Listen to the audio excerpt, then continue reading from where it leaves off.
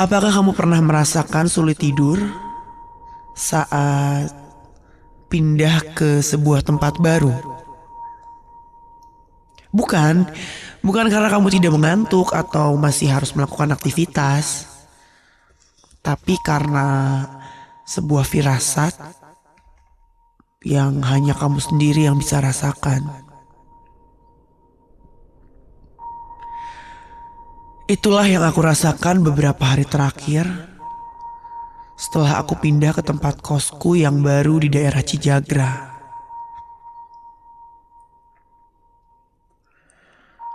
Namaku Rina. Aku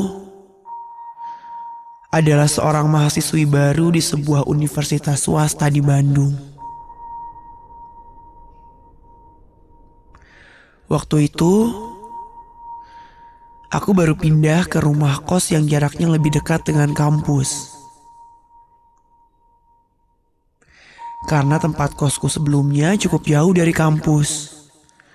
Sehingga aku harus menggunakan angkutan umum atau naik ojek online agar bisa sampai ke kampus.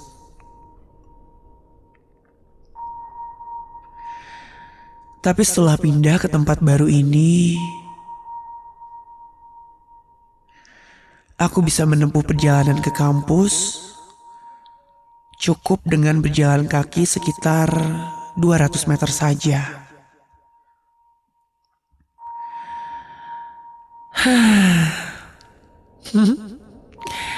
Pagi itu Bandung seperti biasa, terasa segar dan asri. Aku dibantu dengan dua orang temanku, baru saja selesai mengangkut barang dari tempat kosku sebelumnya menuju ke tempat kos yang baru. Meskipun jaraknya tidak terlalu jauh, tapi tetap saja untuk mengangkut barang-barang aku butuh bantuan temanku.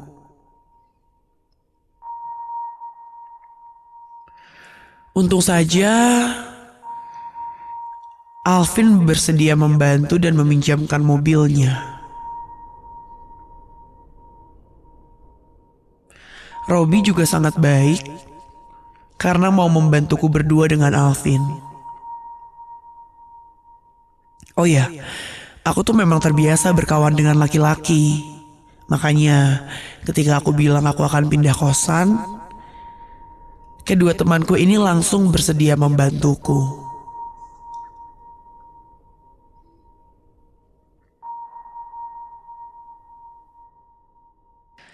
Hari itu kampus masih libur. Alvin dan Robby juga kebetulan sedang tidak ada kegiatan apa-apa.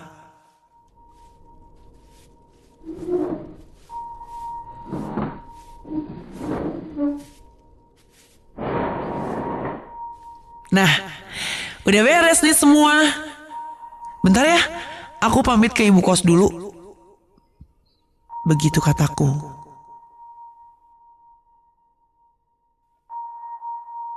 Setelah berpamitan, kami bergegas menuju tempat kos yang baru.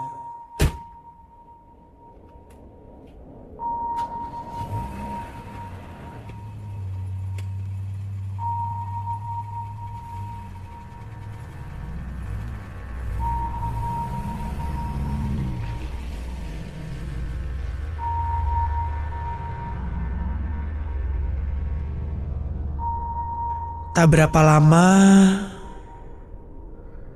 aku pun tiba di rumah kos baru yang akan kutempati.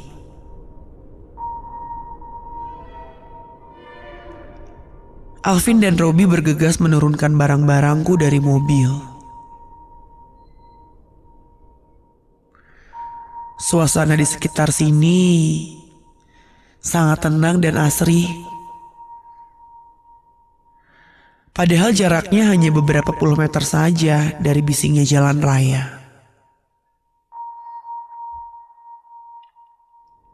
Tapi ketika tiba di sini, suara-suara lalu lalang kendaraan itu seakan lenyap begitu saja.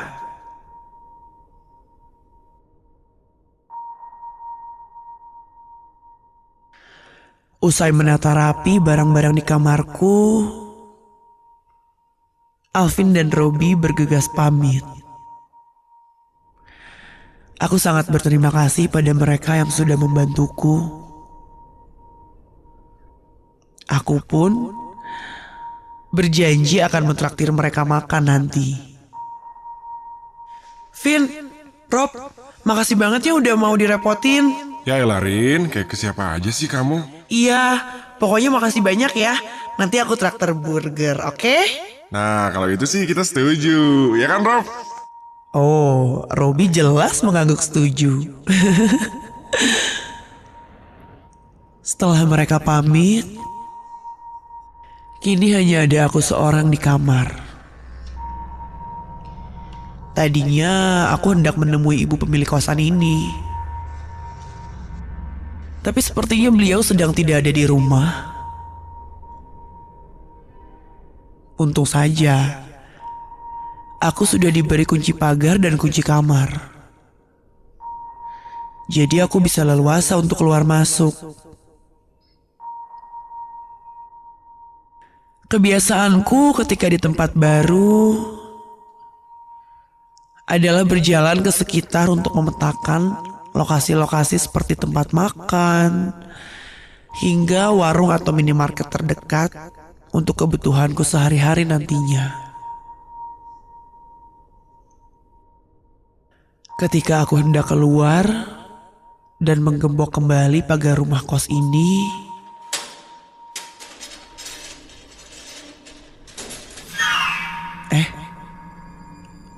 kok kayak ada orang? Begitu tanyaku dalam hati. Sekilas,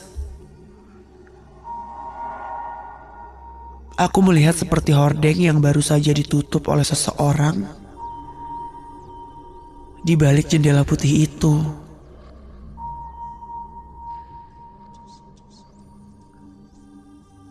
Oh, angin kali ya.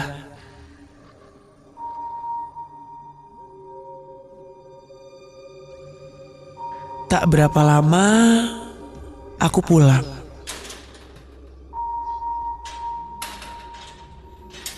Meskipun aku bersikeras menghiraukan hal yang kulihat tadi, tapi mataku terus tertuju ke jendela itu. Seraya dengan rasa penasaran yang belum terjawab. Namun, tidak ada apapun di sana.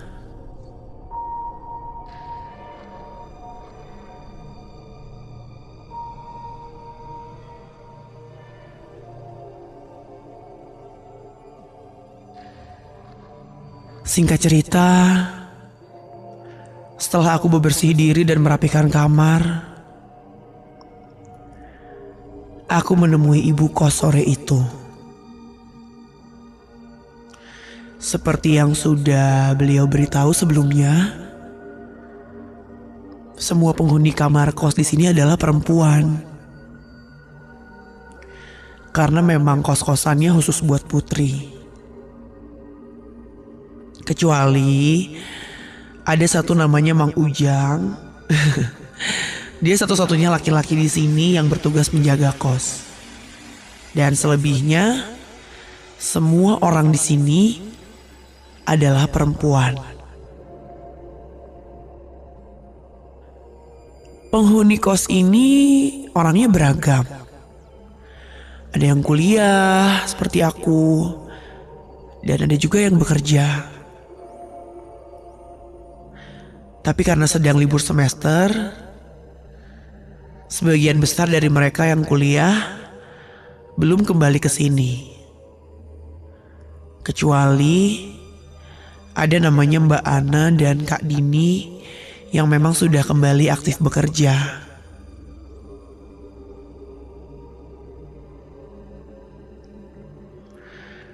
Aku sendiri memang memutuskan untuk pulang dari kampung halaman lebih cepat karena kepindahan ini. Lagi pula, Rumahku masih di daerah Bandung dan sekitarnya. Tepatnya di Soreang. Jadi lain waktu aku bisa kembali ke sana. Dan tidak terlalu jauh, apalagi semenjak ada tol langsung ke sana.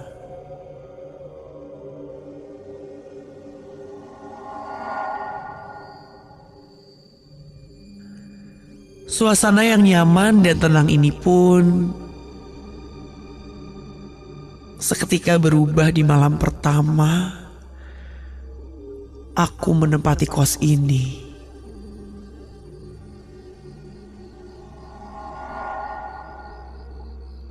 Waktu sudah menunjukkan pukul 12:30 malam. Mataku sudah mengantuk sekali. Tapi entah mengapa aku tidak bisa tidur kala itu.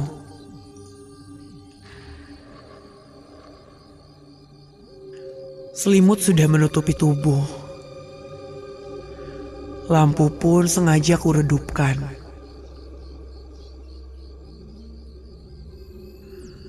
Hanya terdengar suara-suara jangkrik dan suara khas keheningan malam.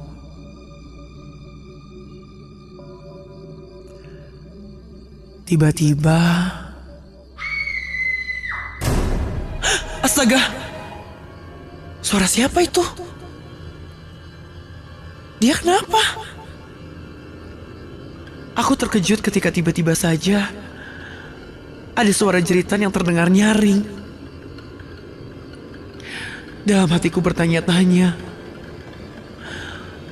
tapi rasa takut membuatku enggan untuk keluar dari kamar dan mencari tahu. Lalu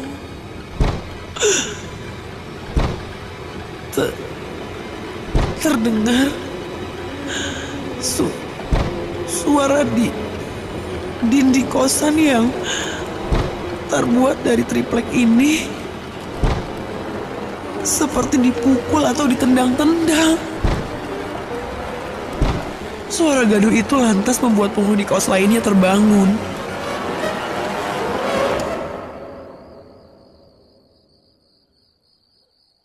Ku dengar beberapa orang sedang berbincang di luar kamar. Sepertinya mereka juga sama sepertiku, terkejut dengan suara dan bunyi-bunyian itu tadi.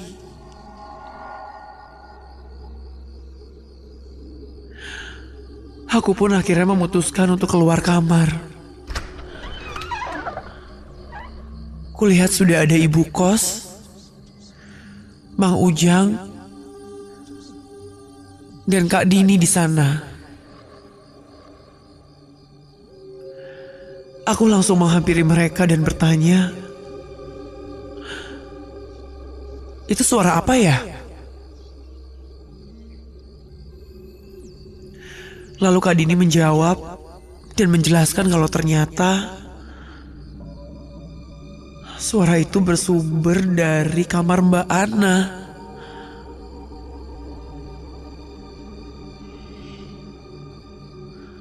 Kata mereka kayaknya Mbak Ana lagi kesurupan lagi. Hah?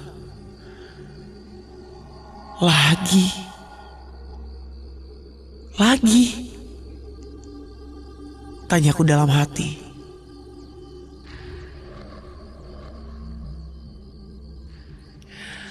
Tak berapa lama, langsung kulihat ada 2 orang pria yang datang dan berbicara pada ibu kos. Dari tampilan salah seorang pria itu, aku bisa menilai sepertinya dia adalah seorang ustadz atau orang pintar yang hendak menangani Mbak Ana. Mereka sepertinya agak kesulitan masuk ke kamar Mbak Ana yang saat itu dalam keadaan terkunci. Mang Ujang bergegas mengambil kunci cadangan untuk membukanya dari luar.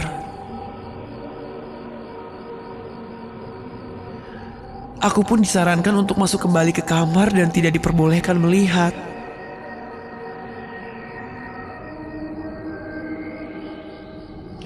Aku menyalakan lampu kamar dan juga televisi untuk mengusir rasa takut.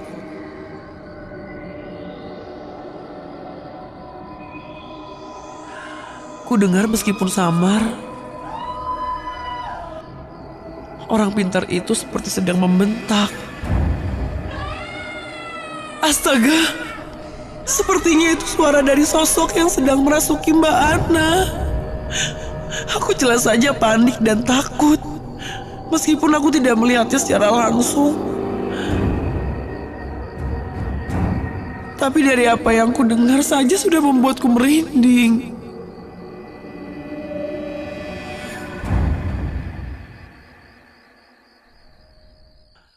Tak berapa lama berselang, kegaduhan itu pun usai.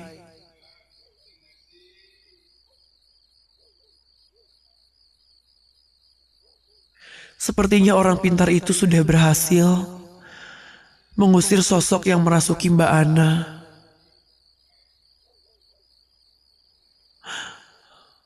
Masih berdegup kencang rasanya jantung ini menyaksikan kejadian tadi. Lalu tiba-tiba ternyata itu adalah ibu kos. Beliau masuk ke kamarku dan menenangkanku saat itu. Mungkin takutnya aku syok dengan kejadian itu yang terjadi di hari pertamaku menempati kos ini.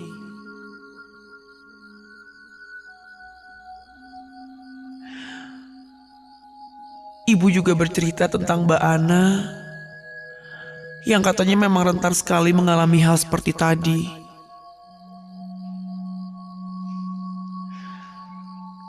Meskipun secara tersirat, beliau tidak bilang kalau itu bukan ulah jin dan berkaitan dengan kondisi psikis. Tapi beliau tetap menyarankanku untuk memperbanyak istighfar dan berdoa.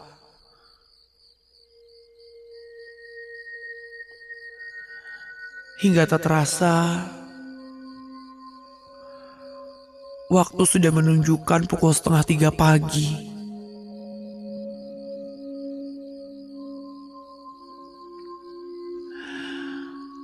Setelah ibu kos keluar dari kamarku, aku bersiap untuk tidur.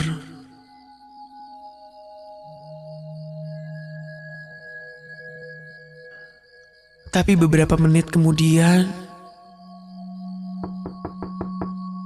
pintu kamarku diketuk dari luar. Aku segera membuka pintu itu karena mengira mungkin saja itu ibu kos yang ingin mengatakan sesuatu. Atau mungkin saja ada yang terlupa belum disampaikan sewaktu kami mengobrol tadi.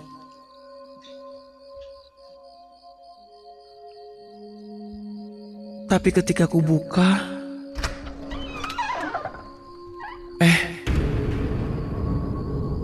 kok gak ada siapa-siapa? Tanyaku dalam hati.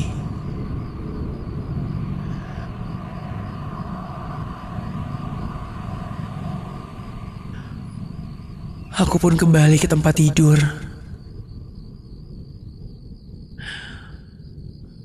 Aku berusaha sekuat mungkin untuk menenangkan diri dan berpikiran positif. Dan tiba-tiba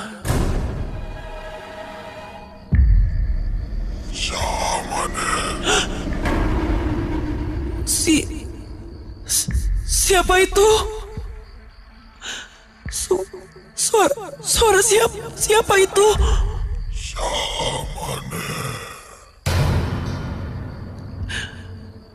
Aku berharap suara itu adalah suara Mang Ujang. Tapi seingatku, suaranya tidak seperti itu. Aku masih menutupi sekujur tubuh ini dengan selimut.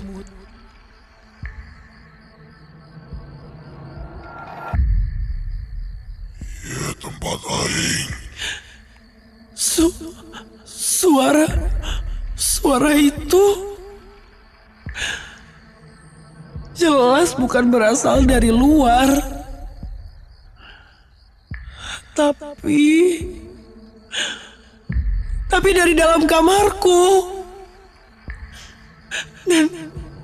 Dan ketika aku membuka mata dan mengintip, Ya tempat aing.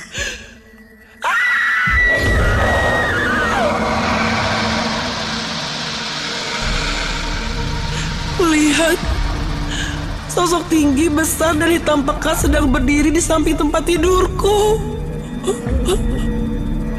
Matanya merah melotot dengan wajah yang menyeramkan dan dipenuhi dengan bulu. Rambutnya menjuntai menutupi wajahnya yang tepat berada di depan selimut yang aku pakai ini.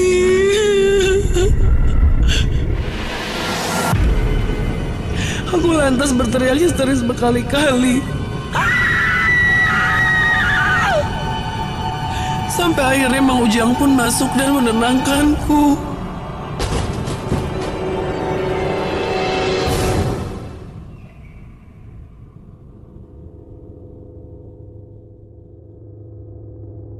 Aku pun menangis ketakutan sambil bercerita dengan terengah-engah kepada Mang Ujang. Sepertinya sosok yang tadi merasuki Mbak Ana itu bukannya pergi setelah diusir oleh orang pintar tadi, melainkan berpindah ke kamarku dan mungkin saja berusaha merasukiku. Setelah kejadian itu,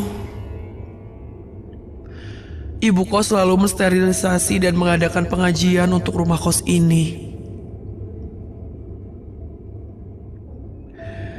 Aku dan beberapa penghuni lainnya untuk sementara tinggal di rumah yang satunya dan yang jaraknya tidak jauh dari rumah kos ini. Letak rumah kos yang sangat dekat dengan aliran sungai di belakangnya ini konon yang menyebabkan gangguan itu terjadi. Tepatnya